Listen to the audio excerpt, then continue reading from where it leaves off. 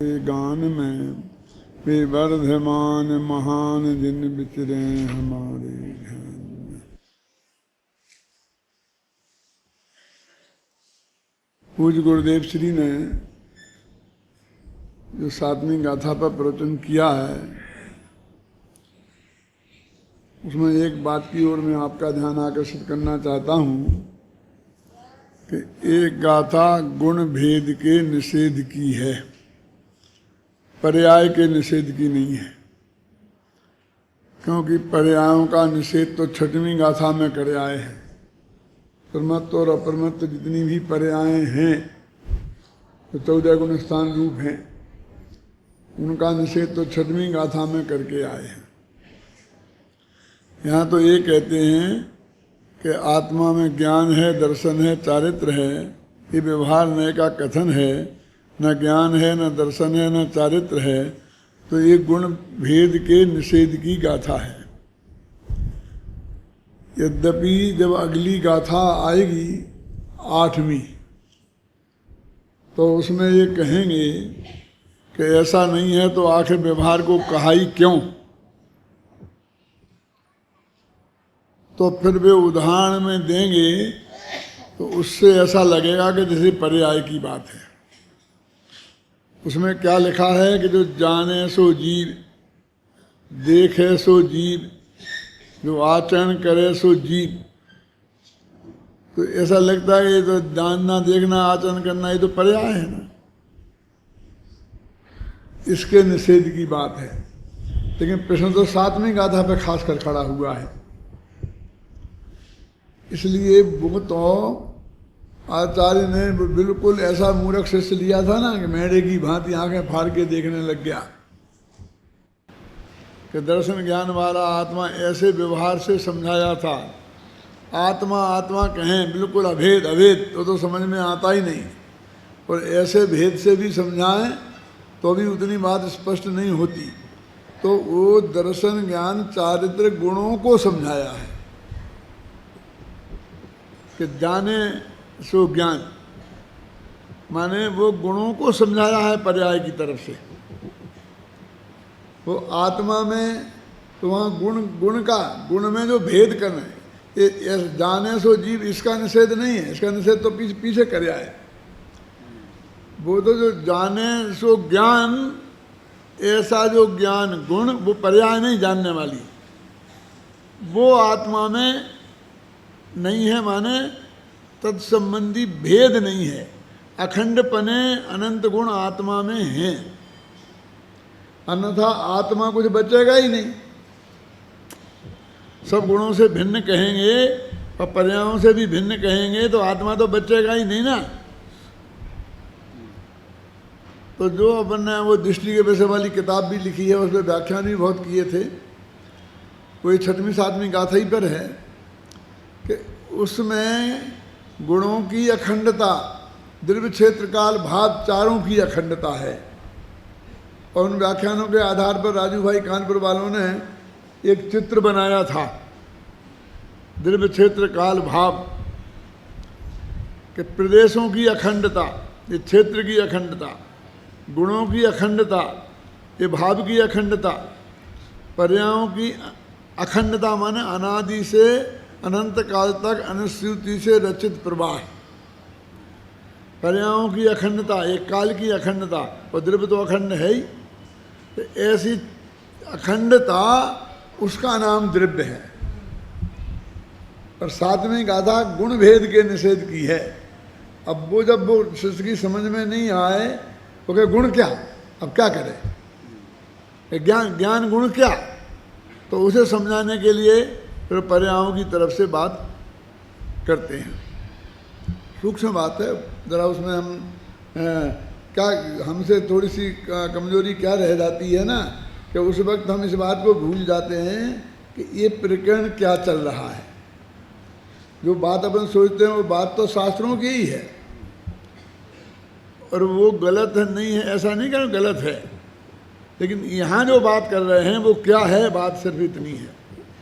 देखो अपनी जो गाथा चल रही है 96, आज उसे जल्दी से ही 5-7 मिनट में ख़त्म करके और 97वीं गाथा मैं शुरू करना चाहता हूँ, क्योंकि 97वीं गाथा के बाद बहुत कलश हैं, तो अपन 97वीं गाथा ही मुश्किल से पूरी कर पाएंगे, शायद ना भी हो पाए। तो इसमें जो अंत में मर्म है, संस्कृत टीका आप निकालो अपनी अपनी किताब में, जिनके पास मूल टीका है ना, 96वीं गाथा की अंतिम 3 पंक्तियाँ।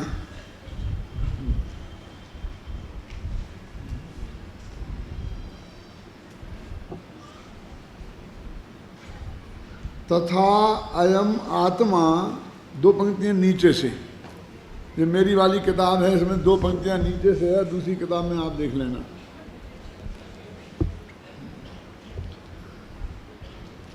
तथा अयम आत्मा अज्ञानात् ज्ञेय ज्ञाकौ परमात्मा विवेकी कुर्मन, इसकी मैं आपको अर्थ ही पढ़ देता हूँ, जिससे भी आपका समय खराब नहीं होगा। देखो, उसी प्रकार नीचे की 3 पंक्तियाँ हिंदी की, उसी प्रकार यह आत्मा भी अज्ञान के कारण ज्ञेय ज्ञायक रूप पर को और स्वयं को एक करता हुआ मैं परद्रव्य हूँ, ऐसे अध्यास के कारण मन के विषयभूत किए गए धर्म अधर्म आकाश काल और पुद्गल, ये मन यानी तुमने सोचा इनके बारे में, और जो विकल्प खड़े हुए उन विकल्पों को लेना, क्योंकि आकाश तो भी अपने उसमें आया नहीं।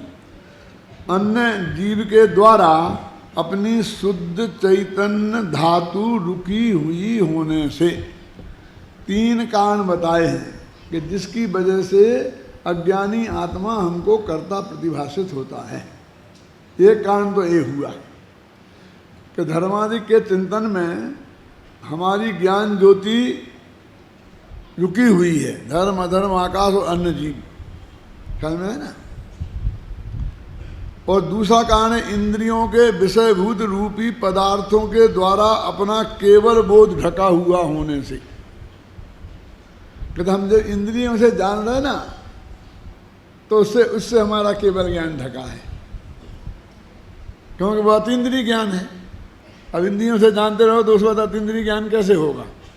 उस केवल ज्ञान ढका होने से, और मृतक शरीर के द्वारा परम अमृत रूप विज्ञान घन आत्मा के मूर्छित हुआ होने से, ये 3 कारण दिए हैं। उस प्रकार के भाव का कर्ता प्रतिभाषित होता है, उस प्रकार के भाव का कर्ता वो होता है। देखो, इसमें बहुत अच्छी तरह से खोल के लिखा है, एक किताब जिसके पास हो 130 पेज,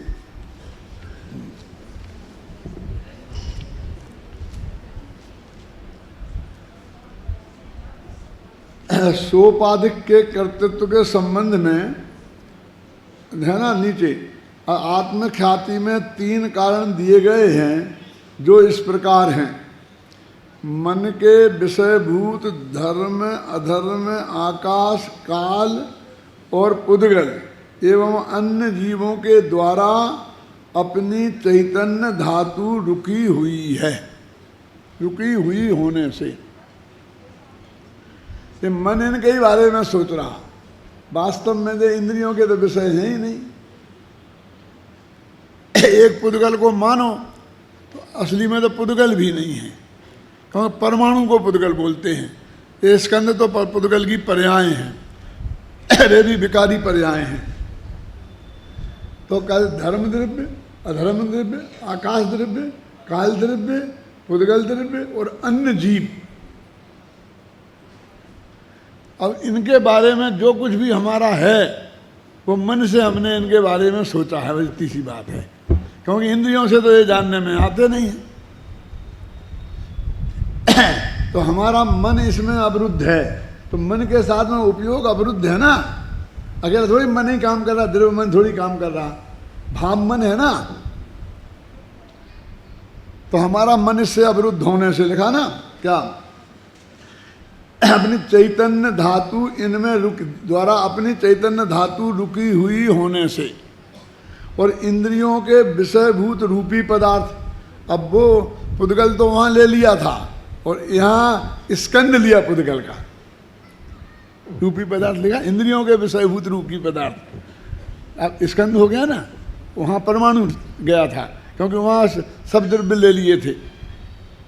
अंतर समझ में आ रहा ना कमल जी? सिर्फ ध्यान दिला रहा हूँ, यदि आप पढ़ते तो आपकी समझ में भी आता, लेकिन कोई इतनी गहराई से पढ़ता नहीं है ना, इसलिए पढ़ करके ध्यान दिला रहा हूँ। और अपना उससे क्या हुआ, अपना केवल बोध ढका हुआ होने से। अब तो वहाँ कान नाक से देखते रहोगे और मन से सोचते रहोगे तो फिर केवल ज्ञान कैसे होगा? वो तो इन मन वचन काय से उपयोग को अंदर हटाकर अंदर ले जाने से होता है ना। बहुत बारीक सीमा रेखा है। उत्तम चंद जी ने भी अपने प्रवचनों में बात को स्पष्ट किया था कि भैया हमने तुमको सुपर प्रकाशक स्वभाव बताया, इसलिए तुम सारी जिंदगी पर को जानते रहो, उसमें ही अपने उपयोग को बर्बाद करते रहो, इसके लिए थोड़ी बताया। क्यों? अपने आत्मा का जानना ही मुख्य तो है ना, आत्मा कल्याण के लिए उपयोगी। तो अब कुछ लोग तो जब इसके लिए उसको निषेध करते हैं जानने का, तो वो जानता है इसका ही निषेध समझ लेते हैं। और कुछ लोग जब जानने का समर्थन करते हैं तो खूब जानो हैं? कि डॉक्टर लोग भी इस बात से बहुत परेशान हैं। मरीज लोगों के पास जाते हैं कि देखो तुम्हारा वेट वजन बहुत बढ़ रहा है तो कंट्रोल करो, ऐसा नहीं चलेगा। तो उनका कहना तो ये मतलब है कि भोजन को मर्यादा में रखो, बिल्कुल नहीं खाओ ऐसा अर्थ नहीं है, और थोड़ा श्रम करो, घूमो फिरो, और धीमी गति से वजन घटे तो घटे, नहीं घटे तो नहीं बढ़े, इतने में ही बहुत बड़ी उपलब्धि है। वे तो बेचारे इसलिए कहते हैं, और ये बिल्कुल छोड़ के बैठ जाता है, फिर बीमार हो जाता है, उनके पास जाता है, कहते मैंने ये कब कहा था कि नहीं खाएगा। टोटामल जी ने भी ये उदाहरण दिया है। वो कहते हैं कि भोजन से अजीर्ण हो जाता है, तो वैद्य अजीर्ण के लिए निषेध करे तो ये खाना ही बंद कर दे तो भी मरेगा। है क्या? खाना ही बंद कर दे तो भी मरेगा ना। अब आजकल ये आने लग गया है कि थोड़ा थोड़ा घी खाना।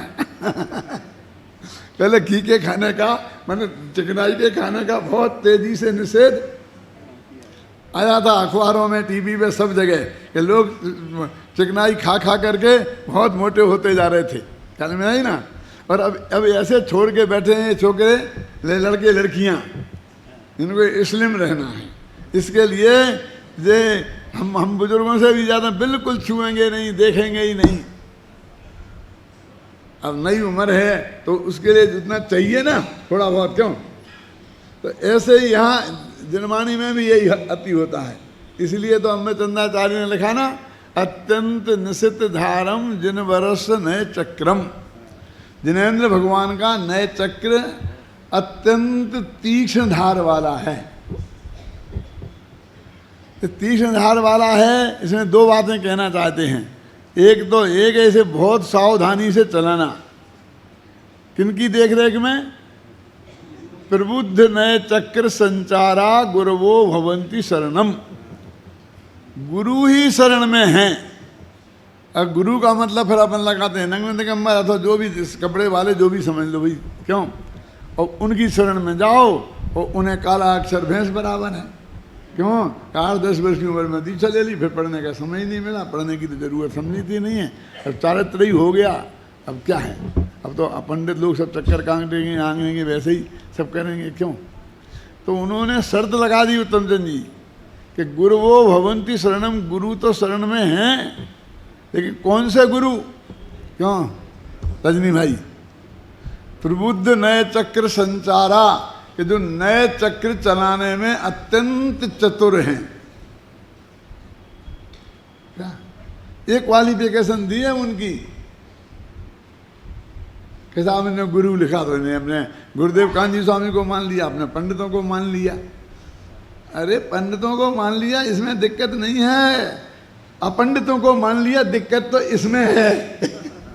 क्योंकि नए चक्र के संचार में चतुर कौन होगा? चाहे साधु हो तो वो भी पंडित होगा तो ही होगा ना, मतलब उसके चलाने में चतुर होगा ना। ज्ञानचंद जी कौन होगा बोलिए? प्रबुद्ध ने चक्र संचारा, उन्होंने तो ये विशेषण दिया, न साधु और ग्रस्त कहाँ दिया? तो काली तो भगवान आत्मा का स्वरूप बताए, वो गुरु और वो देशना। और दुनिया भर की गप्पें लगाए यहाँ वहाँ की, सारा अमेरिका घुमाए, यहाँ घुमाए वहाँ घुमाए, और आत्मा की बात ही नहीं करे हैं। आत्मा की बात आते ही जैसे भड़क जाए, जैसा वो लाल कपड़ा दिखाने से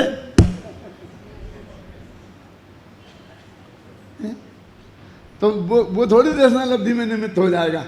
क्यों? प्रबुद्ध ने चक्र संसारा, यदि नहीं करेंगे तो क्या होगा कि धार्यमाणा झटती एक तलवार है। कैसी तलवार है कि जो चलाई जाती है अपने माथे पे, ऐसी चले, और कटते हैं दूसरे के माथे। लेकिन चलाने वाला चतुर न हो तो अपना ही माथा कट सकता है। इसलिए बहुत सावधानी से चलाना। जब तक तुम उसको चलाने में निष्णात ना हो जाए तो नए चक्र के संचार में जो चतुर हैं ऐसी गुणों के शरण में रहना, ऐसा अम्बे चंद्राचार्य देव का पुरुषाशुद्धि उपाय में आदेश है। बहुत बैलेंस है। और दूसरा अर्थ और है, अत्यंत तीक्ष्ण धार वाला। तो अत्यंत तीक्ष्ण धार होगी तो सिर कट जाएगा ना, दूसरे कटेंगे तो अपना भी कट सकता है। क्यों? चाकू बहुत बढ़िया हो तो सब्जी अच्छी कटती है तो उंगली भी अच्छी कटती है। क्यों? और सब्जी ढंग से ही नहीं कटेगी तो उंगली क्या कटेगी? सावधानी से नहीं सब्जी काटेंगे तो उंगली भी कट सकती है ना, बहुत तीक्ष्ण धार वाला हो गए तो। और एक दूसरा अर्थ है, देखो दूसरा अर्थ क्या है जरा समझाने के लिए मेरे को। देखो इस किताब का मैं सहारा लेता हूँ, देखो आप देखना जरा हैं। अभी इस किताब को मुझे इस किताब पर रखना है ऐसी, तो जब कठिन काम है ना इस पर स्थिर करना, तो भी ये 1 इंच मोटी किताब है तो ये रह गई। अब इसको पतली करते जाओ, पतली करते जाओ, और अब देखो ये पतली कर दी ना, इतनी कर दी, समझ में आ गया? आप दिख रही क्या नहीं? अब टिकाओ। अब मेरे बस की तो नहीं है। कोई होशियार आदमी ही, बहुत ही ज़्यादा बैलेंस वाला आदमी होए तो वो टिका सकता है। अब इस पे ही टिकाना बस की नहीं है तो तलवार की धार को ऐसा खड़ा करो। अब समझ में आया कि मैं क्यों बता रहा हूँ ये सब खेल, ये खेल क्यों कर रहा था।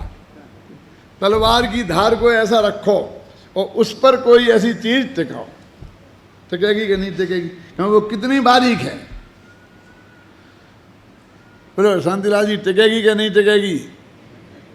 नहीं टिकेगी। ये सुनने के लिए नहीं समझा रहा हूं मैं, टिकेगी। कब? जब दोनों तरफ वजन बराबर होगा तब। एक तोला नहीं, एक रत्ती वजन एक तरफ ज्यादा हो एक तरफ कम हुआ तो नहीं टिकेगी। समझ में आ गया ना? तो कितना बैलेंस बनाने की जरूरत है? टिक तो सकती है। ये रस्सी पे साइकिल चले जाते हैं ना रे, तो आपको बने क्यों? और अपन जमीन पे ही नहीं चला पाते हैं। बात तो बैलेंस बनाने की है, टिकने की ताकत तो उसमें है ही। क्यों? दोनों तरफ का वजन का बैलेंस बन जाए तो सब टिक सकती है। तो इतनी तीक्ष्ण धार मतलब ये है। आप समझ में आए ना? ऐसे ही इन हर मुद्दों में, चाहे सुपर प्रकाशक हो चाहे कोई हो, रजनी भाई, इतने बैलेंस की जरूरत है। बस सारा झगड़ा है, बस वो बैलेंस नहीं बन पाने का ही है। क्योंकि हमारी वाणी में उतनी सामर्थ्य नहीं है। क्योंकि जब हम एक पक्ष पे जोर देते हैं तो कुछ ज्यादा ही पड़ जाता है। क्या? इसलिए सर्वश्रेष्ठ तर्क वाले आचार्य प्रभाचंद्र जब ईश्वरवाद का खंडन किया तो 75 पेज धड़ाधड़ लिखते गए। क्यों? यदि ऐसा मानोगे तो ऐसा होगा, ऐसा मानोगे तो ऐसा होगा। उन्होंने जब नए की परिभाषा दी तो पहली शर्तें रखी, अनिराकृत प्रतिपक्षा। क्यों? कि जो प्रतिपक्ष का निराकरण नहीं करे और अपनी बात कहे उसे नहीं कहते। रजनी भाई फिर ध्यान से आप समझिए ना, यदि अपर पक्ष का निराकरण हो गया तो वो नए नहीं है। तो उनका गुण तो करें ना, गुण तो करना ही है, गुण पूरा करना है क्या, और निराकरण बिल्कुल नहीं करना है। तो मैंने नए चक्र में लिखा है कि गौण करने का अर्थ उसके संदर्भ में चुप्पी है, कुछ नहीं बोलना है। यदि हम बोलते ही तो वो मुख हो जाता है। विवक्षित कौन है बोलो, कि जिसके बारे में आप कुछ कहना चाहते हैं, आपने कहा तो विवक्षित हो गया, वो अविवक्षित कहाँ रहा। गौण माने अविवक्षित, ये शब्द समझते हैं आप लोग क्या नहीं। जिसकी अपेक्षा है, जिस अपेक्षा से हम कथन कर रहे उसे बोलते हैं विवक्षित, और जिस अपेक्षा को हम कथन नहीं कर रहे उसे बोलते हैं अविवक्षित। तो अविवक्षित के बारे में बिल्कुल चुप रहो।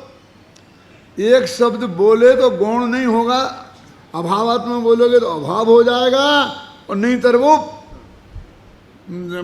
हो जाएगा क्या, मुख हो जाएगा। यदि गौण रखना है तो उसके बारे में चुप रहो कि निश्चय नए से भगवान आत्मा पर और पर्याय से रहते ही है, ही घबराना नहीं क्या, कि और सहित नहीं है कि नहीं, चुप, उसके बारे में चुप रहो। कुछ बोले तो खत्म। अब जब हम उस सहित के बारे में बोलेंगे तब उसकी बात करेंगे। यदि अपन उसकी शुरू कर दे तो वो मुख हो गया फिर। अब मुख होता ही तो फिर उसका प्रतिपादन करना चाहिए, निषेध कैसे कर सकते हो, तो उसका स्वरूप बताओ। देखो और थोड़े अपन एक गहराई में समझें कि आपने टोडरमल जी की जयंती मना रहे हैं, समझना कि पूज्य गुरुदेव श्री की जयंती मना रहे हैं।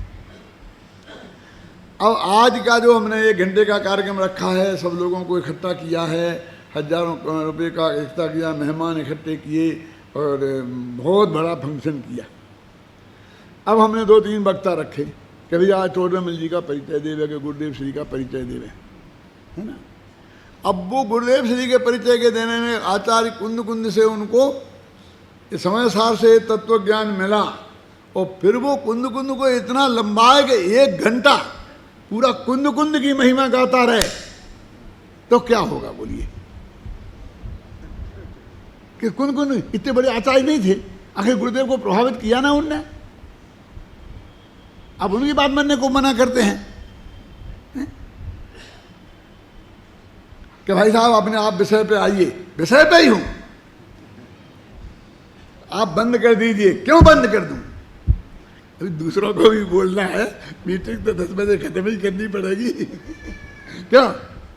और वो पूरा खत्म टोडरमल पे, किस पे, यहां वहां कर दे, तो बोलिए आपको कैसा लगे। तो आचार्य वे छोटे हैं, टोडरमल जी ने काम नहीं किया। अरे भाई वे अविवक्षित हैं। इस स्वामी जी के परिचय में जितना उनका उल्लेख जरूरी था उससे 1 अक्षर ज्यादा अविवक्षित है, ख्याल में आए ना। तब वो पूरी तरीके से हम एक घंटे में तो वैसे ही नहीं हो सकता, क्यों, लेकिन 1 घंटे में जितना हो सकता है तब तो हम करेंगे। जब निश्चय का कथन आया तो व्यवहार को खड़ा कर दो, व्यवहार का कथन आया तो निश्चय को खड़ा कर दो, और व्यवहार संबंधी प्रश्न पूछ के उसको वहां से चगा कर और व्यवहार पे बोलने को बाध्य कर दो, वो निश्चय एक तरफ रखा रह जाए। आचार्य ने नहीं दी है आज्ञा, एक शब्द बोलने के लिए आज्ञा नहीं दी। अनिराकृत प्रतिपक्षा लिखकर, ये प्रभाचंद्र जैसे आचार्य की बात है। प्रभाचंद्र के जानते हैं कौन सी किताब लिखी उनने, प्रमेय कमल मार्तन, प्रमेय रत्नमाला, परीक्षा मुख सूत्र। परीक्षा मुख सूत्र है जैसे तत्वा सूत्र है ना सिद्धांत का, ऐसे न्याय का सूत्र है परीक्षा मुख सूत्र, जो अकलंक आचार्य के वचनों का सार निकाल के माणिक नंदी ने बनाया। अकलंक के बचों मोहदो, अकलंक के वचन रूपी समुद्र में से जो मोती निकाले हैं वे माणिक चंद आचार्य ने, उनका नाम है परीक्षा मुख सूत्र। वो परीक्षा मुख सूत्र पर एक प्रमेय रत्नमाला नाम की टीका लिखी अनंत वीर आचार्य ने। ये सब हम अपने बच्चों को पढ़ाते हैं, ऐसे कोई नई बात नहीं बता रहे आपको, समझे ना, हमारे बच्चे सब पढ़े हैं इनमें। प्रमेय रत्न माला, प्रमेय तो अप्रमेय तो आप समझते ही हैं, प्रमेय तो गुण है। क्यों? ज्ञान की अपेक्षा सारे पदार्थ ज्ञेय कहलाते हैं, और वे सारे पदार्थ प्रमाण की अपेक्षा प्रमेय कहलाते हैं। समझ गया? तो सारे दुनिया के लोग अजीब जितने पदार्थ हैं उन सबका एक नाम क्या है? प्रमेय। अब वो हुआ कमल, और कमल सूरज के खिलने पर जलता है, खिलता है ना, खिलता है ना। तो उस प्रमेय रूपी कमल को खिलाने के लिए जो मारतंड माने सूर्य के समान है, माने एक रग रग, ये प्रमेय पदार्थ के रग रग को जो स्पष्ट कर देंगे, ऐसे ये टीका। प्रमेय कमल मारतंड सूरज कि एकदम कोई बात स्पष्ट नहीं रहेगी।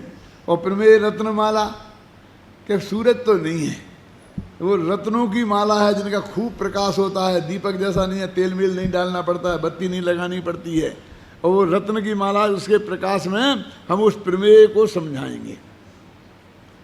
प्रमेय को समझना मुख्य है। तो ऐसा प्रमेय तो सारी दुनिया है। अरे अपना भगवान आत्मा भी तो प्रमेय है ना, अपना भगवान आत्मा भी तो ज्ञेय है, तो ज्ञेय को समझना मुख्य नहीं है? क्यों? अपने भगवान आत्मा को समझना मुख्य नहीं है? अब ज्ञेय में हम दो भेद तो ज्ञेय के हैं, स्व और पर। क्यों? ज्ञान तो दो है ही नहीं, ज्ञान तो सो ही सो में है। तुम्हारा ज्ञान तो मेरे लिए ज्ञेय है। क्यों? वो तो ज्ञेय में आता है। तो इसलिए ये कहते हैं भाई कि उस बारीक कि हमारा इन तीन कारण यहाँ पर दिए, अपन इसमें पढ़ रहे थे ना। देखो, मन के विषयभूत धर्म अधर्म आकाश काल और पुद्गल, तो यहाँ पुद्गल ले लिया, और अन्य जीवों के द्वारा अपनी चैतन्य घाती रुकी हुई होने से, और इंद्रियों के विषयभूत रूपी पदार्थों में, तो पुद्गल तो रूपी ही है, पुद्गल तो ऊपर ले लिया था। तो वहाँ तो जो इंद्रियों के द्वारा जानने में नहीं आता वो पुद्गल लिया था, और यहाँ इंद्रियों के द्वारा जो जानने में आता है वो पुद्गल लिया है। इतना भेद इसमें आपको समझना पड़ेगा बारीकी से। केवल बोध ढका हुआ होने से, क्यों केवल ज्ञान क्यों ढका हुआ है? जरा एक भाषा, क्यों केवल ज्ञान क्यों ढका है? उसका प्रतिबंधक कारण क्या है? करुणान योग वालों से पूछेंगे तो कहेंगे केवल ज्ञानावरण कर्म।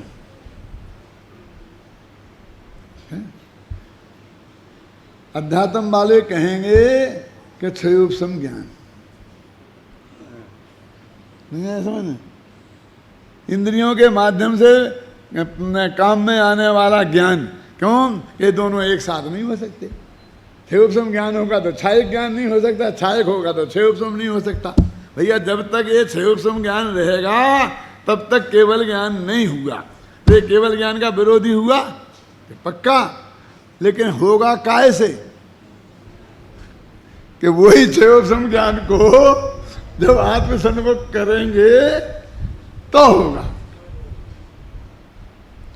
तो क्षयोपशम ज्ञान के काल में जो केवल ज्ञान का पुरुषार्थ होता है वो क्षयोपशम ज्ञान की आत्महत्या का पुरुषार्थ है। घबराए ना, क्या समझी? क्योंकि उसे क्षयोपशम ज्ञान तो नष्ट हो जाएगा। देखो ये एक जो है ना आत्ममीमांसा, उसमें चौथी कारिका है, बहुत मार्मिक है। अतिशयानाथ हेतु है ना, क्या है वो? ज्ञान का क्षयोपशम घटता बढ़ता है। अतिशयानाथ माने घटता बढ़ता। बोलो, दोषावरण और हानि निःशेष अतिशयनाथ, कि दोष और आवरणों की हानि एक दिन पूरी हो सकती है, क्योंकि वो घटती बढ़ती है। जो जो चीज़ें घटती बढ़ती हैं वो एक दिन पूरी घट सकती है और एक दिन पूरी बढ़ सकती है। दोष और आवरण, दोष माने रागाधिक और आवरण माने क्षयोपशम ज्ञानाय, है ना? ज्ञानावरण दर्शनावरण, समझ गए ना? दोषावरण, दोष और आवरण घटते बढ़ते हैं, इसलिए एक दिन पूरे घट सकते हैं और एक दिन पूरे बढ़ सकते हैं। सब समझ में आए ना? अब जरा समझना धन कुमार जी, ध्यान देना जरा, कि यदि क्षयोपशम ज्ञान बढ़ते बढ़ते बढ़ते जाएगा तो कहाँ तक जाएगा? मन पर ज्ञान का जो अंतिम है ना, सर्वावधि परमावधि, और उसका भी जो अंतिम पॉइंट है वहाँ तक बढ़ेगा। और घटते घटते घटते क्षयोपशम ज्ञान तक कहाँ तक जाएगा? क्या केवल ज्ञान? क्या कह रहे, घटते घटते केवल ज्ञान? ये लिखा है शास्त्र में। क्यों विनय बाबू, सुनी थी कभी बात? हाँ सुनो, बढ़ते बढ़ते तो मन पर ज्ञान का अंतिम बिंदु पहुंचेगा और घटते घटते केवल ज्ञान होगा। वो तो ज्ञान खत्म हो जाना चाहिए, कि खत्म हो गया ना, क्षयोपशम ज्ञान खत्म होता है क्योंकि वो घटता बढ़ता है। ज्ञान स्वभाव खत्म नहीं होता है क्योंकि वो घटता बढ़ता नहीं है। चाहे ज्ञान भी खत्म नहीं होता है क्योंकि वो घटता बढ़ता नहीं है। और क्षयोपशम ज्ञान घटता बढ़ता है, ज्ञान का क्षयोपशम, वो वास्तव में ज्ञान का क्षयोपशम माने आवरण। आवरण घटता बढ़ता है तो पूरा हट जाएगा तो केवल ज्ञान हो जाएगा। तो घटते घटते केवल ज्ञान, हमने तो ये 10-12 वर्ष की उम्र में पढ़ा था। जब गुरुजी ने पढ़ाया तो पैरों के नीचे जमीन खिसकी, क्या कह रहे क्या कह रहे क्या कह रहे। बहुत बड़ी बात नहीं है। जिसने आत्ममीमांसा की चौथी कारिका पढ़ी है वो सबको पता है, उन सब विद्यार्थियों को भी पता होगा। क्यों था ना, तुम्हें पता है ना। अभी मैं हाथ उठवाऊंगा ना तो यहाँ पर कम से कम 2 ही हाथ उठवाऊंगा तो 400 हाथ उठ जाएंगे। क्या वो उनने अतिशयन हेतु दिया, घटना बढ़ना घटना बढ़ना घटना बढ़ना। अब जो घटता बढ़ता है त्रिकाली स्वभाव थोड़ी घटता बढ़ता, उस पर थोड़ी घटेगा। क्षयोपशम ज्ञान की बात है। तो यहाँ वही तर्क है कि इंद्रिय ज्ञान से केवल ज्ञान ढका है। क्यों? जब तक ये रहेगा तब तक वो होगा नहीं। लिखा पढ़ा ना, फिर कहाँ है? इंद्रियों के विषयभूत रूपी पदार्थों के द्वारा, क्योंकि ये रूपी पदार्थों के जानने में लग रही इंद्रियां, अपना केवल बोध ढका हुआ होने से। देखो, मैंने बालबोध पाठमाला भाग 3 में इंद्रिय नामक पाठ में लिखी है ये बात कि इंद्रिय ज्ञान तुच्छ क्यों है? तो उसमें लिखा कि ये आत्मा के जानने में निमित्त भी नहीं है, ये तो सिर्फ पुद्गल को ही जानता है। और आत्मा का कल्याण तो आत्मा के जानने से होगा, पुद्गल के जानने से नहीं होगा। क्यों? इसमें कहीं ऐसी कोई गंध है कि तुम पर को हमेशा जानते रहो? जानते रहो नहीं जानते रहो, तुम्हारे हाथ में कुछ है ही नहीं। केवल ज्ञान में तो सारे लोग एक साथ झलकेंगे, कोई रोक नहीं सकता। समझ गए ना? अब रह गया क्या क्षयोपशम ज्ञान में? अब तो वो तो हमारे हाथ में आ गया ना, कुछ तो इसको अपने हाथ में चाहिए। तो गुरुदेव के पुण्य प्रताप से वो भी तुम्हारे हाथ में नहीं है। क्यों? क्योंकि उसकी एक एक समय की पर्याय का कौन गे बनेगा ये अनादिकाल से नक्की है। तुम्हारे किसी काम से नक्की नहीं होता कि मैं ऐसा काम नहीं करूं कि उसमें पर जानने का मुझे ऐसा बंद हो। किसी कर्म के बंद से नहीं होता ये नक्की तो स्वभाव से है। उत्तम चंद जी है ना, क्षयोपशम लक्षण योग्यता ही प्रतिनियतमर्थम व्यवस्थापयति। तो अभी जानो नहीं जानो ये तो उपदेश की भाषा है, बहुत स्थूल है, इससे तत्व का निर्णय होता है। हर जगह लिखा है कि पर को मत जानो, आत्मा को जानो, पर को मत जानो। आत्मा अब आता क्या नहीं आता? सारी दुनिया को जाना लेकिन जानने वाले को नहीं जाना। जाना नहीं यदि आत्मा ज्ञानी हुए तो क्या हुए, ये बराबर खूब उपदेश होगा, इससे तत्व का निर्णय नहीं होता है भाई साहब। ये नहीं खाओ, ये नहीं पियो, ये नहीं करो, ये नहीं करो, ये चरणानी योग नहीं है। तो चरणानी योग क्या है कि इस भूमिका में ऐसा आचरण होता है, ये चरणानी योग है। मुनि की भूमिका में ऐसा आचरण होता है, पंचम गुण स्थान वृद्धि की भूमिका में ऐसा होता है, 7वीं प्रतिमा में ऐसा होता है, पहली में इतना होता है, अवृत्ति के ऐसा होता है। आप समझ गए ना? इसका नाम वास्तव में चरणानी योग है।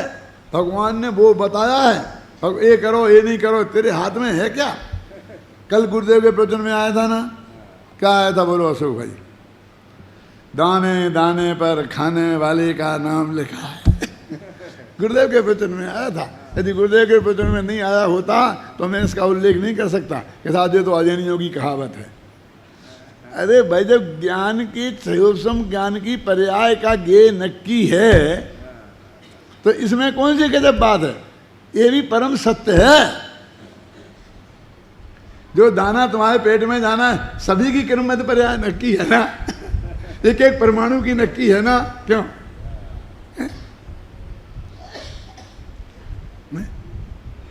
समझ में आता क्या मोदी? तुम्हारा नाम वाम भूल जाता हूँ भैया, अब याद करना पड़ेगा कि तुम्हारे यहाँ शिविर रखना पड़ेगा। तो अभी मैंने मंजूरी फंजूरी नहीं दी है, धोखे में मत रहना। ये तो तुम्हारा और छाबड़ा जी का षड्यंत्र है। जो जयपुर का शिविर अगला है वो पक्का, और वो प्रेमचंद जी बजाज मुख्य उसके आयोजक हैं, ख्याल में आए ना। और वो कौन सा ट्रस्ट है? जो भी है वो कोटा का ट्रस्ट है, मुक्षु आश्रम ट्रस्ट की ओर से। और बाकी अभी मैंने निमंत्रण प्राप्त हुए हैं। निमंत्रण तो हर एक कोई देता है और गंभीरता से विचार भी करते हैं, क्योंकि हमें तो कहीं ना कहीं तो करना ही है ना। क्यों करना? तो कहीं ना कहीं है। तो जहाँ लोगों का बहुत प्रेम है, आग्रह है, अधिक से अधिक लाभ होगा, हमें लगेगा कि व्यवस्था संभव है, तो क्यों नहीं करेंगे, है ना। लेकिन इतने पहले से थोड़ी नक्की होता है भैया, वो तो दो 4-5 महीना पहले ही नक्की कर पाएंगे फिर पक्का। तो भावना सबकी है।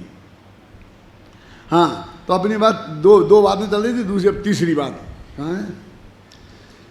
वो मृतक शरीर के द्वारा परम अमृत रूप विज्ञान घन मूर्छित हुआ होने से, ये गुरुदेव बहुत बोलते थे कि मृतक कलेवर में ये भगवान आत्मा मूर्छित हो गया। क्यों?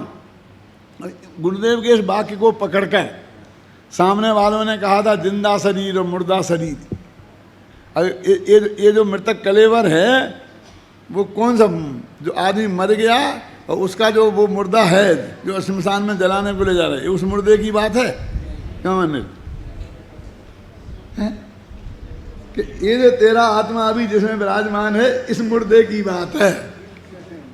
इसमें से आत्मा को अलग करके देखो तो ये अभी मुर्दा है,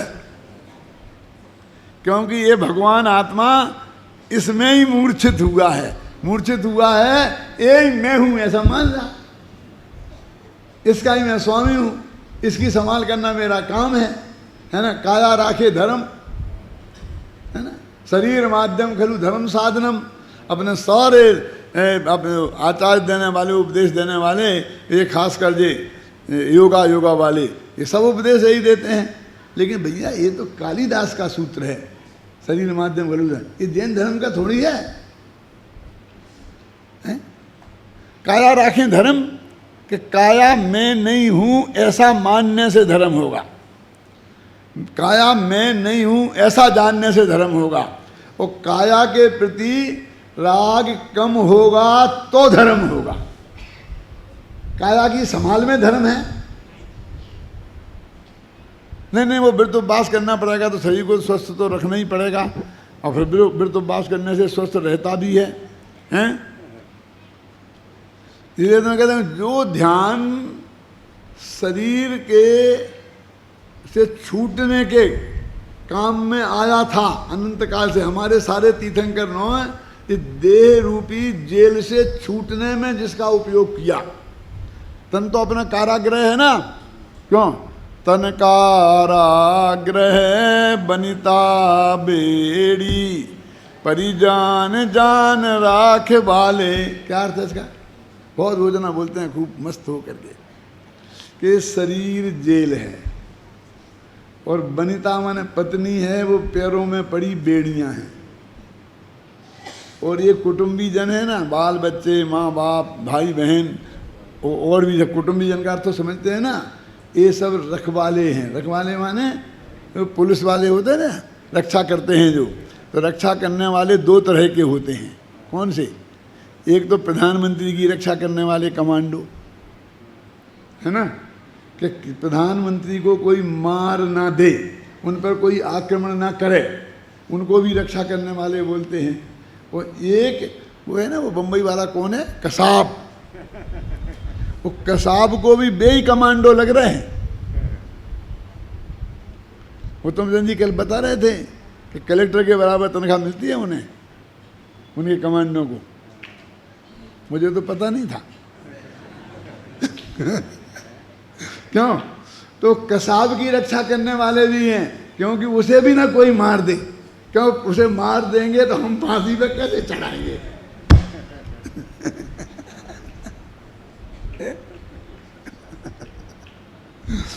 तो ये जो परिजन रखवाले हैं शांतिलाल जी, ये कैसे रखवाले हैं?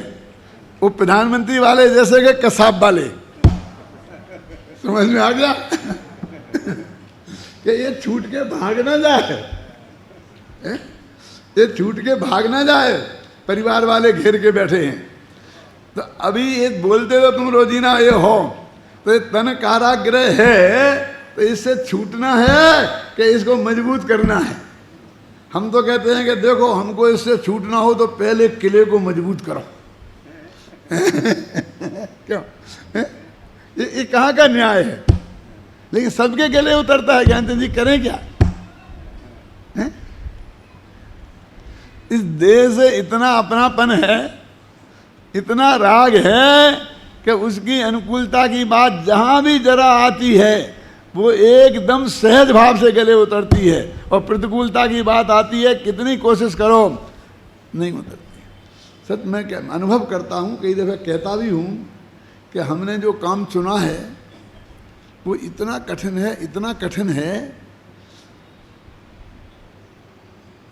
ये ऐसा है कि बंगाल की खाड़ी से गंगा जल लेकर के और गंगोत्री तक पहुंचाना, और गंगोत्री का गंगा जल बंगाल की खाड़ी तक पहुंचाने में 1 पैसा खर्च नहीं होगा, और जल्दी से जल्दी अपने आप दौड़ते हुए पहुंच जाएगा। और बंगाल की खाड़ी में से घड़ा भरो और गंगोत्री में डालना हो तो लाखों का खर्च हो जाएगा। क्यों? ले जाना पड़ेगा ना। क्यों? कि जगत का प्रवाह जहाँ गंगा का प्रवाह जहाँ को हो रहा है वहाँ को जाना बहुत आसान है। ये जगत का प्रवाह देह के एकत्व बुद्धि, देह की संभाल की तरफ हो रहा है, तो उसके संभालने की बात कहो, उसके संभालने की विधि बताओ, व्यायाम बताओ, प्राणायाम बताओ, दवाई बताओ, तो सारा जगत बहुत ध्यान से सुनता है। देखो वो ये उंगलियों में दर्द हो, ऐसी ज्ञान मुद्रा लगाना। वो ज्ञान के लिए कोई ज्ञान मुद्रा नहीं लगाता। उंगलियों में दर्द नहीं हो इसके लिए ज्ञान मुद्रा। नाम इतने बढ़िया बढ़िया रखे। क्या उस शवासन का नाम रखा है पंडित? क्या रखा दादा? कायोत्सर्ग। मालूम? शवासन समझते हैं? जिंदा ही मुर्दा हो जाना, ये मृतक कलेवर। हाँ, सब आसन प्लस हो जाएगा ना, वो संधि हो जाती। तुम जरा बैठो भैया, तुम मत बोलो, तुम समझते हैं। सब प्लस आसन शवासन। वो शवासन नहीं है जो शादी में काम आती है। एक खवासन, एक शवासन। दूल्हा की बहन वो नहीं है यार, दुल्हन की बहन, वो शवासन नहीं, वो योगा वालों का शवासन। उसे कहते कायोत्सर्ग। अरे कायोत्सर्ग तो देह से उपयोग हटाकर त्रिकाली ध्रुव भगवान आत्मा पर ले जाने का नाम है। तो वहां तो कहते हैं कि बस शरीर को देखो, बस खत्म, बिल्कुल ढीला छोड़ दो, कुछ करो मत, बिल्कुल ढीला छोड़ दो और बस सिर्फ देखो उसे। ये शवासन है। ये पूजा के बीच में कायोत्सर्ग करते हैं ना, बीच में कायोत्सर्गम करोमि हम। क्यों करते हो ना? क्या नाम तुम्हारा? देवेंद्र। क्या होता है ये? वो क्या करते हैं? पंडित जी आपको पता नहीं है? बहुत दिनों से पूजा करी कराई नहीं है, इसलिए नहीं है पता। बता दो भैया क्या है। कि वो बीच में खड़े होकर 9 दफ़ा नमोकार मंत्र पढ़ना पड़ता है ना, उसे कायोत्सर्ग कहते हैं। अरे भैया ये नहीं है। क्या है कि हम भगवान की भक्ति करते करते हमारे आत्मा का चिंतन ऐसा चल रहा था कि उपयोग वहाँ से हटकर और त्रिकाली ध्रुव भगवान आत्मा पे चला गया। उसका नाम कायोत्सर्ग है। क्योंकि ध्यान के बगल का तप है जे 12 तप है ना, व्युत्सर्ग और ध्यान 11वां तप है व्युत्सर्ग, है ना, वो है ये चीज, लेकिन नहीं है वो तो हम तो एक क्रिया में बांध दिया उसे। तो इन 3 चीजों ने कि मृतक कलेवर में ये अपना जिंदा शरीर है, समझ लो, इसमें भगवान आत्मा इसकी संभाल में मूर्छित हो गया है, ऐसा ये कहते हैं। ये 3 कारण हैं कि जिसके कारण ये गड़बड़ हुई है। देखो यहाँ यह कहा जा रहा है कि पहले तो मन के विषयभूत धर्मादि द्रव्यों के विचार में यह आत्मा इतना व्यस्त है कि उसे स्वयं को जानने का अवसर ही नहीं है। दूसरे इंद्रियों के विषयभूत रूपी पदार्थों में ज्ञान की व्यस्तता के कारण ही अपना केवल ज्ञान स्वभाव ढका हुआ है। और तीसरे यह भगवान आत्मा इस मृतक शरीर में इतना आसक्त है कि अमृत स्वरूप यह ज्ञान का घनपिंड ही मूर्छित हो गया है।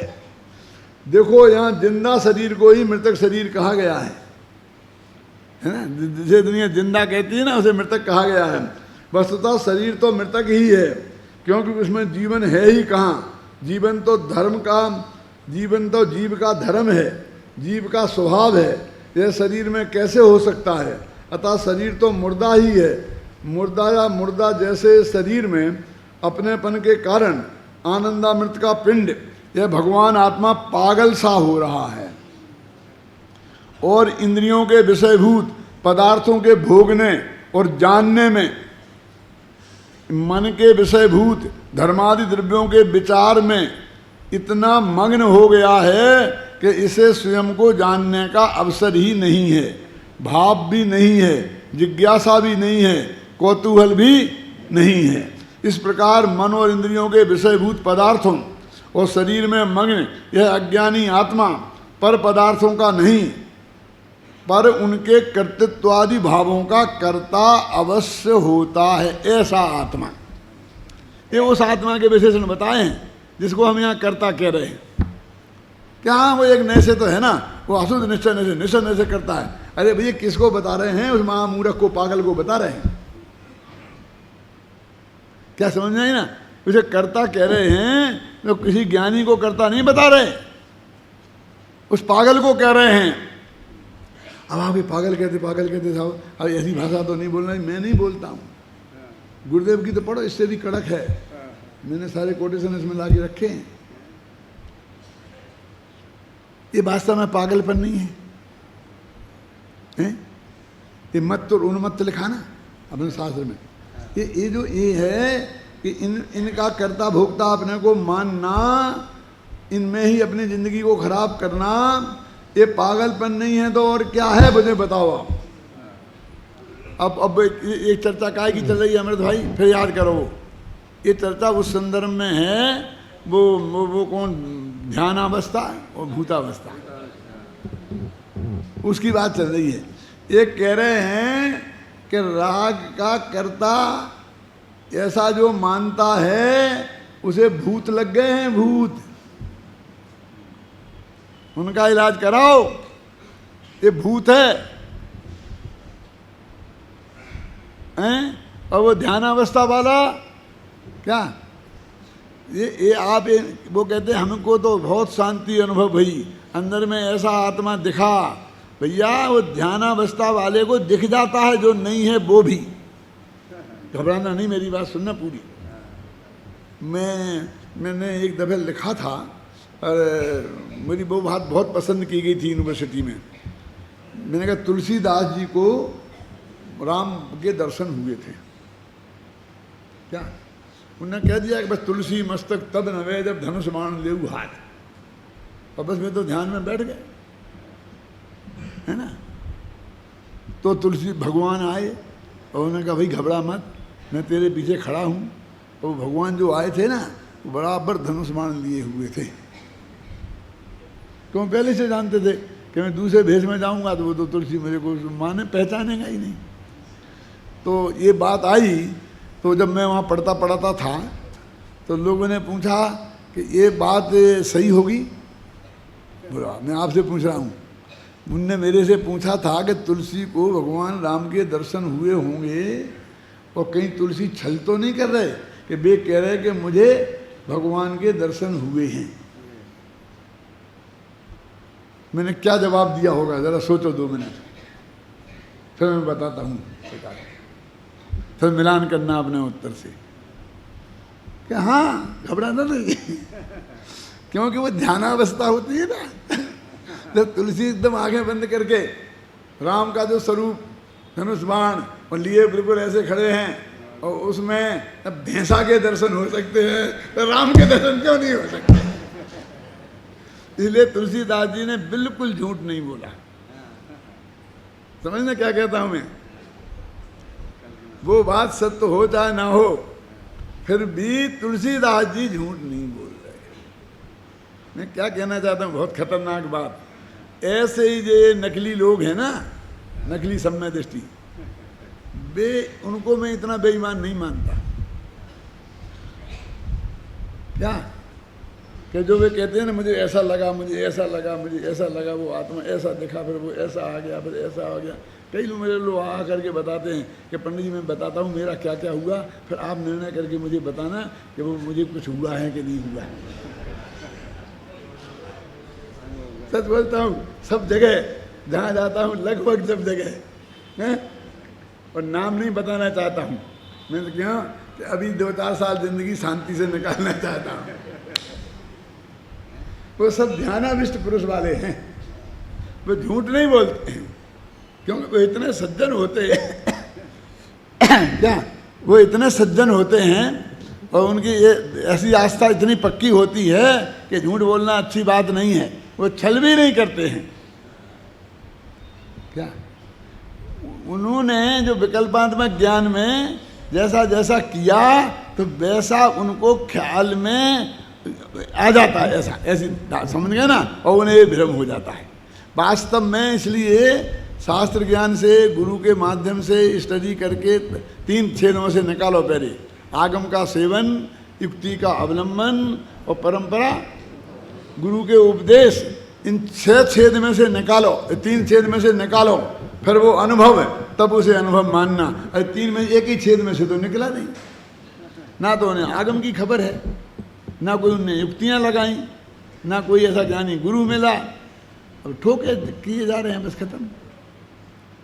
इसलिए वो छलिया नहीं है, मेरा ये पक्का है। वे झूठ नहीं बोलते हैं, उनको ऐसा लगता है। क्यों कि ये जो जैसा इसको लगता है ना, वो भैंसा वाले को, अब भैंसा वाले को लगता है मैं ऐसा भैंसा हूँ। जब वो सीधा सच्चा आदमी बैठा है, वो ऐसा हाथ छू के देखे तो यहाँ सींग मींग है ही नहीं और उसे इतना लंबा बैल वाला भैंसे का सींग का हो जाता है। तो ऐसे ही इनको ऐसा होता है। अब मैंने वो झूठ नहीं बोलते, वो बेचारे सब भोले भाले जीव हैं। सच बोलता हूँ, मैंने इस तरह के जितने जीव देखे, वे बहुत सात्विक वृत्ति के होते हैं, बस थोड़े क्रैक होते हैं, आधा पागल कह सकते हैं, और कभी कभी वो दौरा ऐसा पड़ता है कि पूरे पागल जैसे लगते हैं। आप समझे ना? लेकिन वो बेईमान नहीं होते, वो सज्जन होते हैं, सात्विक प्रवृत्ति के होते हैं, झगड़ालू नहीं होते हैं, है ना? आप समझे ना? ये बिल्कुल, जो मैं आप मजाक नहीं कर रहा हूँ, आप उसे मजाक में मत लेना। ये मेरे जो चित्त में सही समझ में आ रहा है, वो इस गाथा में जो समझ में आ रहा है, वो बात मैं आपको कह रहा हूँ। तो भूताविष्ट कौन है? अभी कल इस गाथा की बात नहीं करूँगा। जो कर्म के उदय से रागादिक हुए ना, तो अपनी पर्याय में हुए हैं, भूत वास्तव में लग जाता है, और वो अमानसिक चेष्टाएं कराना लगता है।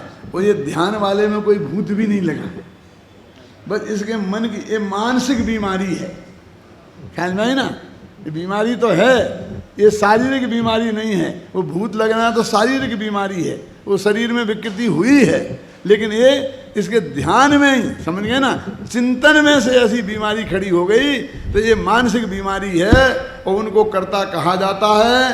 अब अगली गाथा आएगी, उसका हेडिंग क्या है कि इससे यह सिद्ध हुआ कि आत्मा अज्ञान का कर्ता इस दृष्टि से कहा जाता है, वास्तव में है नहीं।